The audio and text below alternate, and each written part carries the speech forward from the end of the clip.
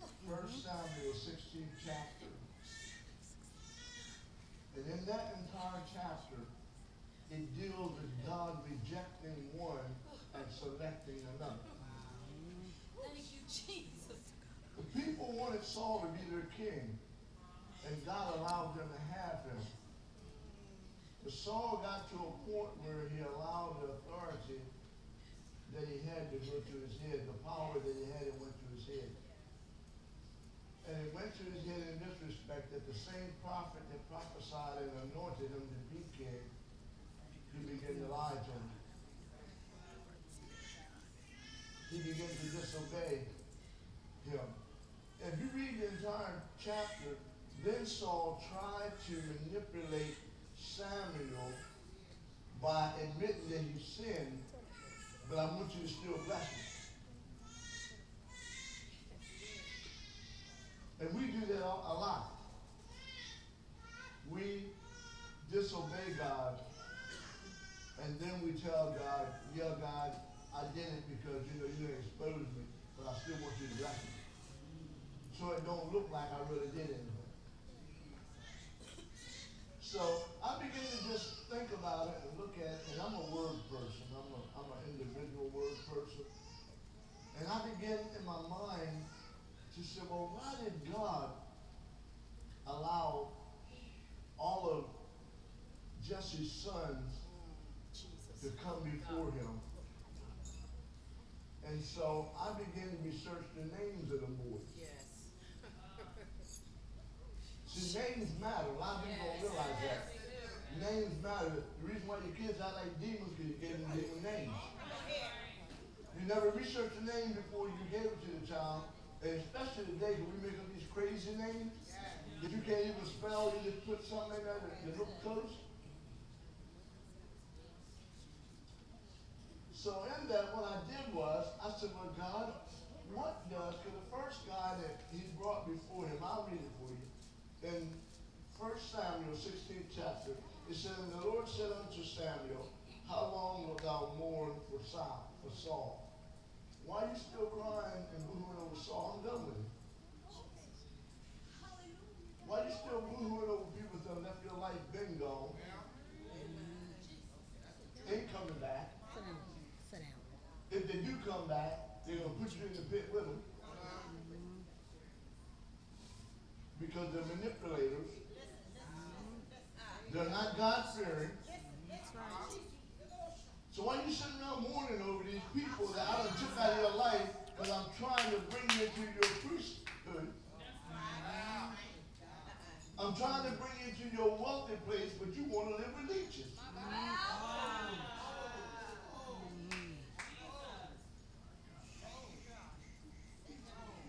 And so he says to him, he said, I don't reject this guy, I'm done with him. And then he said, seeing I have rejected him from reigning over Israel, fill your horn with oil and go. Can God tell you, fill your horn with oil? Will you let me anoint you to go and anoint another, or you still mourning over that same old no good song? See, God had to rebuke him and get his attention. And look, I can't anoint you to go and get one of Jesse's boys, but you mourning over somebody I rejected. That's why many times the church don't grow, because we're still stuck mourning over people that God done sent out of your life, out of the way, and he's never going to carry them nowhere, and you still sitting around crying over them. Gave you 20 years with them, and they did nothing but pull you down.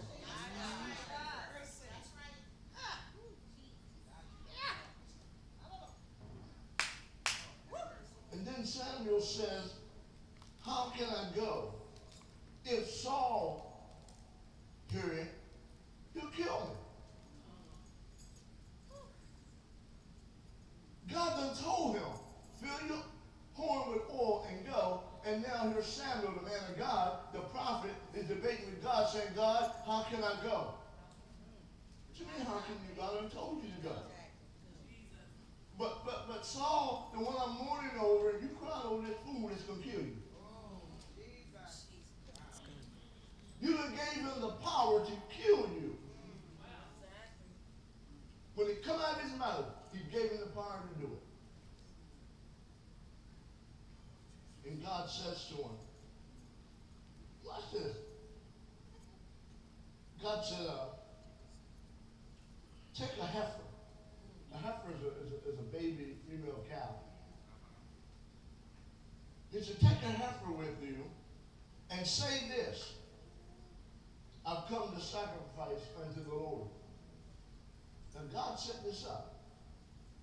Take a cow and tell him you're going to make a sacrifice unto the Lord. He won't think nothing strange.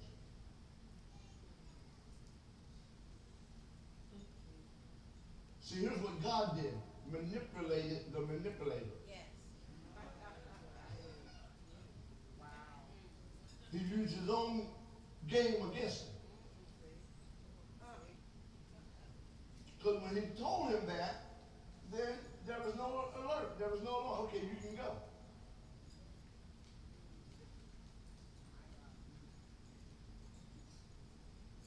And call Jesse to the sacrifice. Look at this. Make the sacrifice and call Jesse to it. And I will show thee what thou shalt do. And thou shalt anoint unto me him whom I name unto thee. And Samuel did that which the Lord spake, and came to Bethlehem. And the elders of the town trembled at his coming and said, let me stop right there. How many people have trembled when you come to town as a prophet? Ain't nobody trembling at all, ready to run to you because you're going to tell them a lie. But you're going to lie to them about how great they are, how much they're going to get. Why are you giving it to me? But you read in the Bible the days of old, when the prophets came to town, the people were on edge because most of the time they came to bring some instruction. Amen. Amen. They came to get them back in line. Yes. They didn't come tell them about no whole bunch of great stuff they were going to get and going to be. God sent the prophets when his people were rejecting him and they were not obeying him.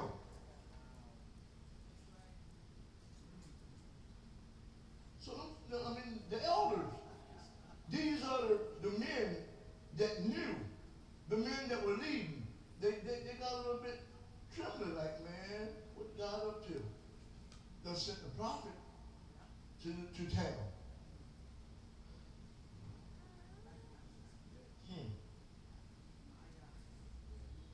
And here's what he said. Come peaceable, guys. I come peaceably. And he said, peaceably, I'm come to sacrifice unto the Lord. Sanctify yourselves and come with me to the sacrifice. And he sanctified Jesse and his sons and called them to the sacrifice. And it came to pass, when they were come, that he looked on Eliab and said, surely the Lord anointed is before him. Now you got to understand who Eliab was. Eliab, the word Eliab means one that is mighty, one that is powerful, and one that is an idol to somebody. One that somebody looks up to. Surely the anointing of God is on the one that everybody look up to. Surely the anointing of God is on the one that is charismatic and powerful. Nah, it ain't on. He said, no. Even the prophet thought that he would be the one that God would choose. God said, no, I didn't choose him. But the Lord said unto Samuel, look not on the countenance or on the height of his stature, because I have refused him. See, we look on the outward, and God is looking in the heart. Amen. Of this big old strong God that everybody idolizes, and God knew that there was not a king inside of him. See, God already knew that. He was all by himself. But I'm going to help you. Wait on your appointment. Don't get discouraged because God done stepped over you 2 or 3 times. Don't even worry about it. see what you got inside of you, or somebody else didn't see the greatness in you. Don't even worry about it. Stay out there in the desert and keep on tending the sheep. That's right. Amen. Keep on killing the bears and keep on slaying the lions. Yes. And nobody don't know it. Nobody put you on world news tonight. Nobody made no bulletin on how great you are.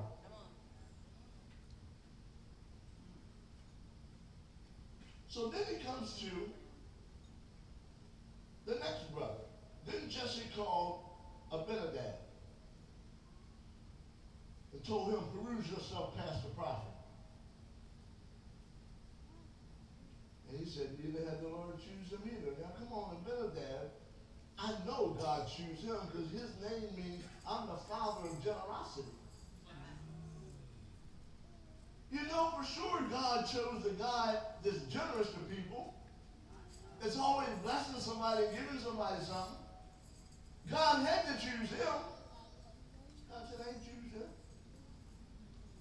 He might be the father of generosity, but he ain't the man I'm looking for.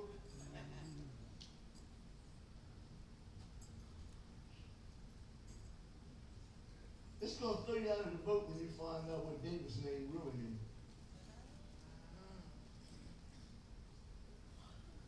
We done got that name twisted. We got it twisted. And then he says, no, I haven't chosen him. Although he's very generous, he's not the one I chose. And it gets on down, then Jesse made Shammah to pass by.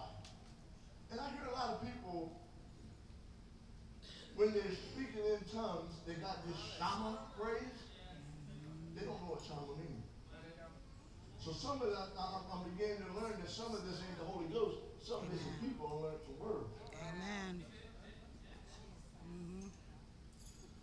Because the word Shammah means to devastate or to amaze. I can't devastate God or amaze God. Why am I shamming him? He's supposed to amaze me. But God said, no, I don't want the one that amazes everybody with his great gifts and talents and abilities. I don't want him either. He's not the one I'm looking for either. Just because you can prophesy, you can sing, and you can preach, and you can dance, I ain't looking for you either.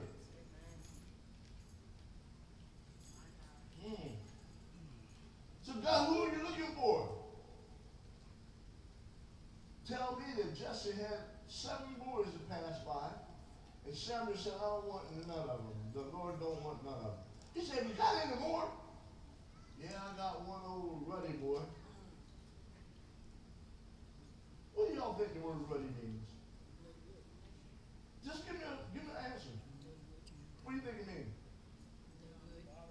Most people have been taught that ruddy means he's a small guy and he's kind of ragged around the edges. That ain't what it means. Ruddy is where you get the word red from. It means he was red-haired and red complexion. He'd been sunbaked. Yeah, he'd been out there in the sun dealing with the animals.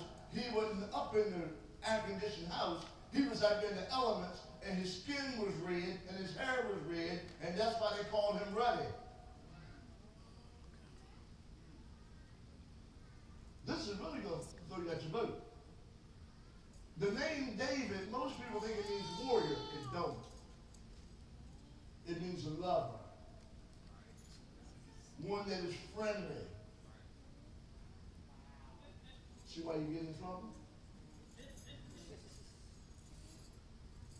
If you're friendly and you're a person that loves people, you'll get in a lot of trouble.